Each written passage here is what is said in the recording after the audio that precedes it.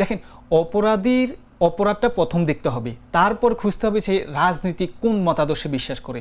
তাহলে দেখতেন এই যে নারীদের যেই হ্যারাসমেন্ট এটা কমে আসতো। আমরা এর আগের যারা সরকার ছিল ওই সময় এটার প্রচলনটা খুব বেশি ছিল।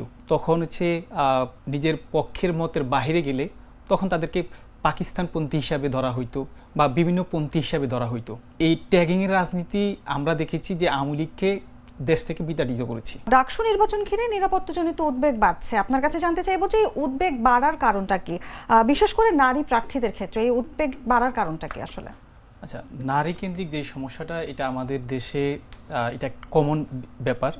বিশেষ করে নারীরা যখন রাজনীতিতে এটা তখন আরও বেশি কমন বিষয় হয়ে দাঁড়ায়। তার কয়েকটা কারণ আমি মোটা দাগে বলবো। তার একটা কারণ হচ্ছে যে আগে এত নারীরা মানে রাজনীতিতে সক্রিয় ছিলেন না, এখন যতটা হচ্ছে। বিশেষ করে আমরা দেখেছি যে জুলাইয়ের যে বিপ্লবটা হয়েছিল সেখানে নারীরা একদম সামনে থেকে নেতৃত্ব দিয়েছে।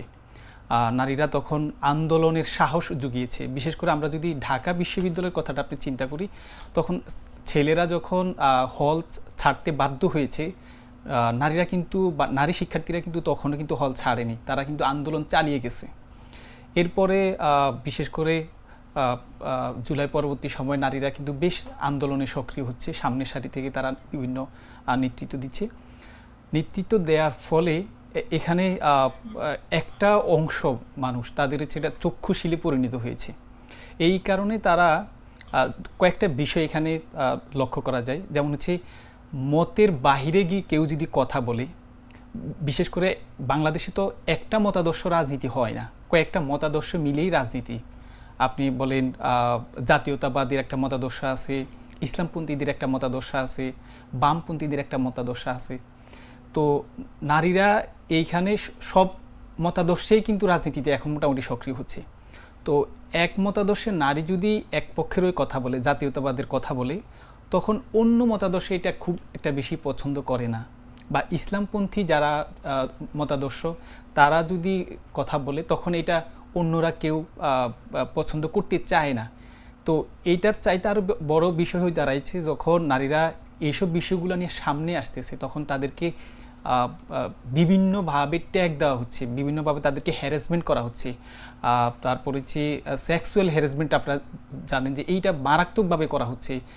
তারা যখন বিভিন্ন বক্তব্য দেয়, বিভিন্ন প্রেস ব্রিফিংয়ে যায় বা বিভিন্ন লেখালেখি করে, ওইখানে কমেন্ট বক্সগুলো গেলে আপনি দেখবেন যে সেখানে মানে খুব ভয়ঙ্কর বা যে কুরুচিপূর্ণ যে শব্দগুলো আছে সেগুলো চয়েস করা হচ্ছে। বিশেষ করে এইটা কিন্তু এখন আবার সবচাইতে বিশেষ করে ডাকসু নির্বাচনকে কেন্দ্র করে এটা খুব বড় করে দেখা হয়েছে। কারণ আপনারা জানেন যে কিছুদিন আগে ডাকসুর যে নির্বাচনী আমেজটা তৈরি হয়েছিল, সেখানে কয়েকটি প্যানেল আছে। তার ভিতরে অন্যতম একটা প্যানেল হচ্ছে যে ঐক্যবদ্ধ শিক্ষার্থী জোটের একজন প্রার্থী আছে, যিনি হচ্ছে এস এম ফরহাদ। তার প্রার্থিতা বৈধ কিনা এটার জন্য একজন আপনার রিট করেছেন, তার নাম ফাহমিদা আলম। তিনি রিট করেছেন আদালতে, হাইকোর্টে তার এই রিটের পরিপ্রেক্ষিতে পুরো নির্বাচনটা স্থগিত করে দিয়েছে। দেখেন, উনি রিট করেছে কি জন্য? যে প্রার্থিতা বৈধ কিনা এটার জন্য রিট করছে, কিন্তু বিচারক করেছেন কি পুরো নির্বাচন প্রক্রিয়াটা কি করে দিয়েছেন, স্থগিত করে দিয়েছেন। যার ফলে তখন তাকে একদম প্রকাশ্য, ঢাকা ইউনিভার্সিটির আরেকটা শিক্ষার্থী প্রকাশ্য তাকে ধর্ষণের হুমকি দিয়েছে। এই যে প্রকাশ্যে ধর্ষণের হুমকি দিল, তখন এটা কিন্তু খুব সমালোচনা তৈরি হয়েছে।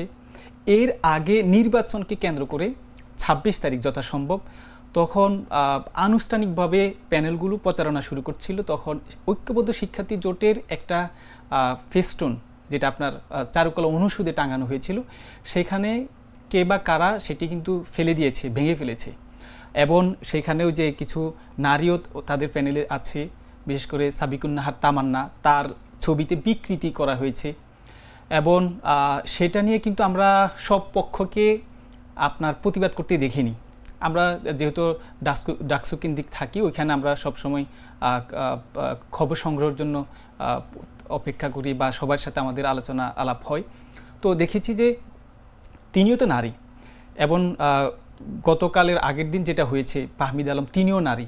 দেখেন, দুইজনের মতাদর্শ ভিন্ন হতে পারে, কিন্তু দুইজনই তো নারী। একজন নারীকে বিকৃত করবে, আরেকজন নারী এটা প্রতিবাদ করতে পারে না? বা অন্য মতাদর্শে যারা আছে তারা প্রতিবাদ করতে পারে না?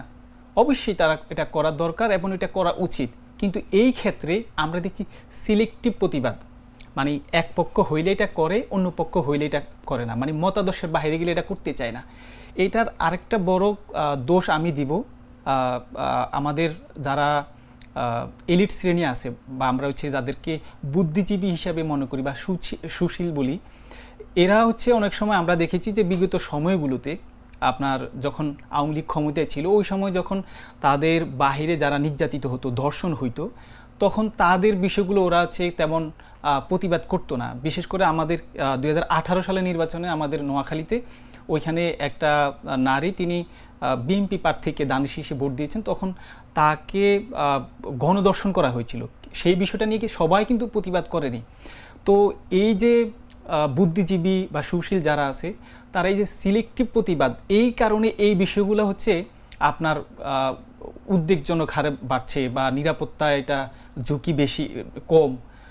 আরেকটা বিষয় হচ্ছে আমাদের দেশের যে আইন আছে, এই যে নারীর নিরাপত্তার ক্ষেত্রে বা বিভিন্ন সেক্সুয়াল যে হ্যারাসমেন্ট, এগুলো খুব বেশি দ্রুত কাজ করে না। এর আগে আমরা দেখেছি যে 7 বছরের শিশু ধর্ষণ হয়েছে, সেটা কিন্তু খুব দ্রুত বেশি আপনার বিচার হয়নি।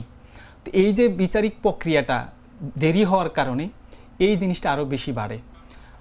আরেকটা সমস্যা হচ্ছে যে এখানে আবার নারীরাও কিন্তু ঐক্যবদ্ধ হয় না, যে আমরা সব নারীরা মিলি যদি এটার ঐক্যবদ্ধ প্রতিবাদ করি। যেমন এখানে বিশেষ করে 8 থেকে 9টা প্যানেল আছে ডাকসুতে, যেমন এই নারীকে, যেমন সাবিকুন্নাহার তামান্নাকে যে সময় আপনার কুরুচিপূর্ণভাবে বিকৃত করা হয়েছে, তখন যদি সকল নারীরা মিলে এটার প্রতিবাদ করত, তাহলে ফাহমিদা আলমের ক্ষেত্র কিন্তু এই বিষয়টা আবার হইতো না, সম্ভাবনা ছিল না। রেদন, আপনি যেটা বললেন আমি আপনার সাথে সম্পূর্ণ একমত। যেভাবে বলছিলেন যে নারীরা রাজনীতিতে আগে এতটা সক্রিয় ছিল না, বা আমরা যদি জুলাই গণ অভ্যুত্থান দেখি যে ফ্রন্ট লাইনে থেকে নারীরা কিন্তু কাজ করে গেছে। তারপরেও যেটা হয় যে জুলাই আন্দোলনের পরে আমরা যে নতুন স্বাধীনতা বলছি, স্বাধীনতা পাওয়ার পরে নারীদের ক্ষেত্রে যেটা দেখা যাচ্ছে যে হ্যারাসমেন্টের ব্যাপার যেটা আপনি উল্লেখ করলেন খুব বেশি বেড়ে যাচ্ছে। এই ক্ষেত্রে কোনো পদক্ষেপও নিচ্ছে না, বা বিচারিক কাজকর্ম প্রক্রিয়া একটু লেট করে হচ্ছে।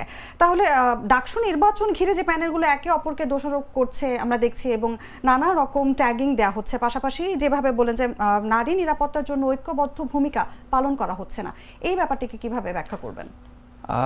এটা হচ্ছে আমরা এর আগের যারা সরকার ছিল ওই সময় এটার প্রচলনটা খুব বেশি ছিল। তখন হচ্ছে নিজের পক্ষের মতের বাইরে গেলে তখন তাদেরকে পাকিস্তানপন্থী হিসাবে ধরা হইতো বা বিভিন্ন পন্থী হিসাবে ধরা হইতো। তখন এটাকে রাজনীতিক একটা এজেন্ডা হিসাবে তারা ব্যবহার করত। কিন্তু 24-এর যে আন্দোলনটা হয়েছিল, তখন কিন্তু আগে যাদেরকে ট্যাগিং দেওয়া হইতো তারা সবাই মিলে এই জুলাই রেভলিউশন যেটা হয়েছে এটাতে ভূমিকা রেখেছে। যেহেতু আমরা মাঠ থেকে কাজ করি, তখন আমরা সবাইকে জানতাম, চিনতাম। তখন কিন্তু একে অপরকে ট্যাগিং দেয়নি, বলেনি যে তুমি অমুক দল করো, এই আন্দোলনে তুমি শরিক হইতে পারবে না, তুমি অমুক দল করো, এই আন্দোলনে তুমি শরিক হতে পারবে না। তখন কিন্তু কেউ কাউকে ট্যাগ দেয়নি। এবং বিশেষ করে এখন যেই বিষয়টা সবচাইতে বড় হচ্ছে, বড় দুটি রাজনৈতিক দল, আপনি বলেন বিএনপি বা হচ্ছে জামাত, এরা কিন্তু মানে দীর্ঘ 1 যুগেরও বেশি, 2 যুগের কাছাকাছি সময় এরা কিন্তু জোট ছিল, এবং এদের অঙ্গ সংগঠন যেগুলো ছিল তারাও কিন্তু পাশাপাশি থেকে কাজ করেছে। তখন কিন্তু এরা একে অপরকে ট্যাগ দিত না। তখন যারা রাষ্ট্র ক্ষমতায় ছিল তারা ট্যাগিংটা দিত। তো তারা যাওয়ার পরে এখন এটা কেন জানি রাজনৈতিক দলগুলোর এজেন্ডা হয়ে গেছে অপর পক্ষকে ঘায়েল করার জন্য। তো এটা হওয়ার কথা ছিল না।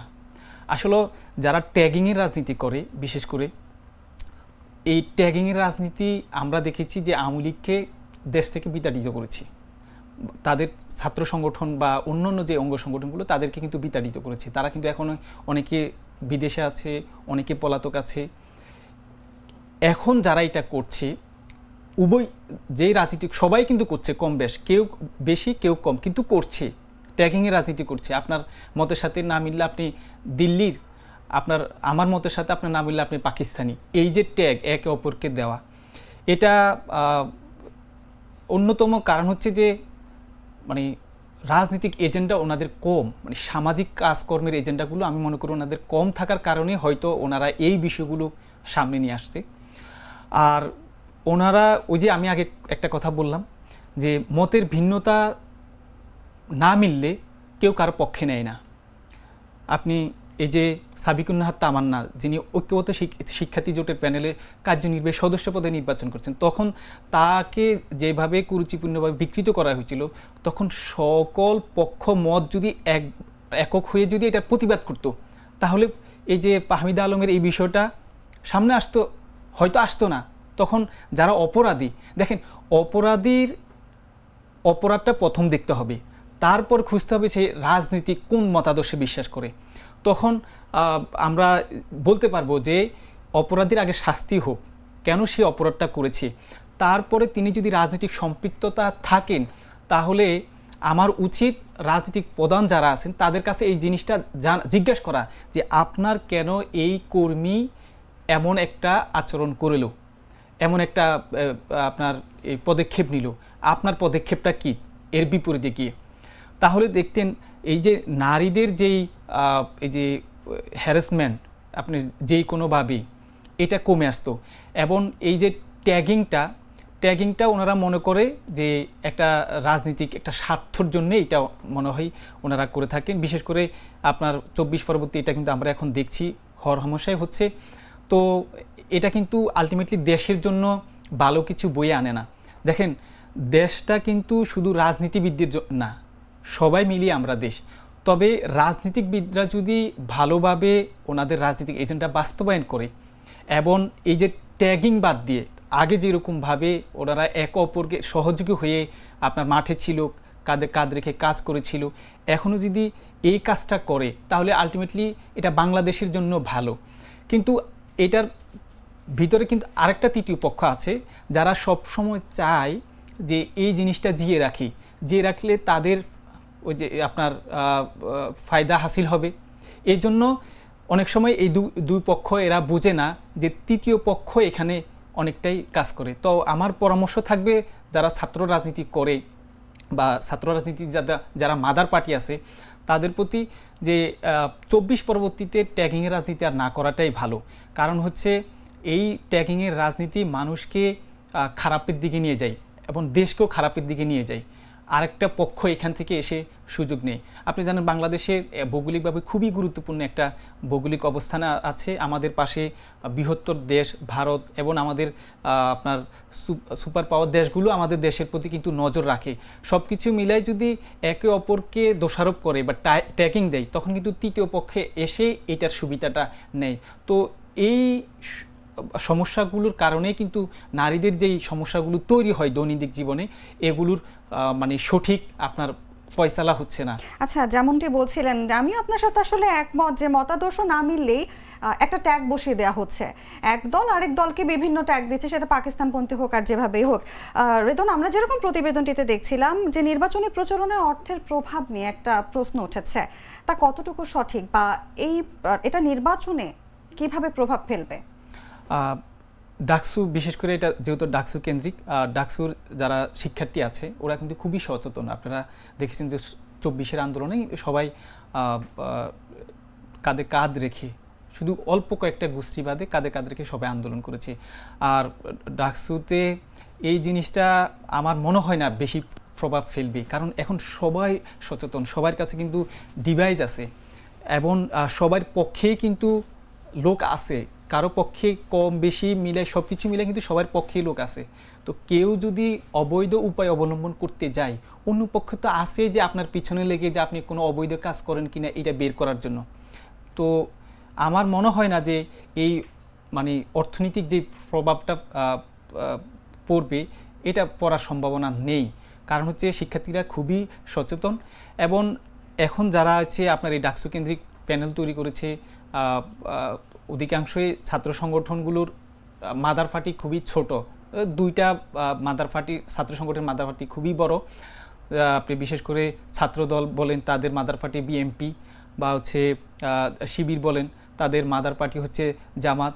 এছাড়া অন্য রাজনৈতিক যে ছাত্র সংগঠনগুলো আছে ওদের মাদার পার্টির এত মানে অবস্থান নাই যে টাকা দিয়ে আপনার হচ্ছে ভোট কিনবে বা টাকা মানে আপনার দিয়ে অন্য কিছু করার চেষ্টা করবে, সব কিছু মিলাই আপনার এই ঢাকা ইউনিভার্সিটিতে আমার মনে হয় না শিক্ষার্থীরা যেরকম সচেতন বা হচ্ছে একজনের পিছনে অন্যভাবে যেভাবে লেগে আছে, মানে কেউ যদি সামান্যতম একটু অপরাধ করে এটা তাৎক্ষণিক কিন্তু তারা বের করে ফেলে, তাহলে এত বড় একটা টাকা দিয়ে তারা হচ্ছে নির্বাচনী প্রভাব ফেলবে, এটা আমার মনে হয় না যে সম্ভব হবে। একদমই তাই, এবং আমাদের প্রত্যাশা থাকবে যে এই ধরনের প্রতিকূলতা কাটিয়ে একটি সুষ্ঠু ডাকসু নির্বাচন যেন আমরা পাই।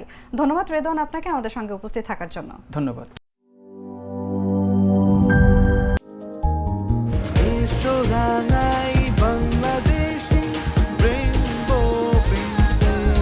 রেইনবো পেইন্টস, ছড়াও জীবনের রং।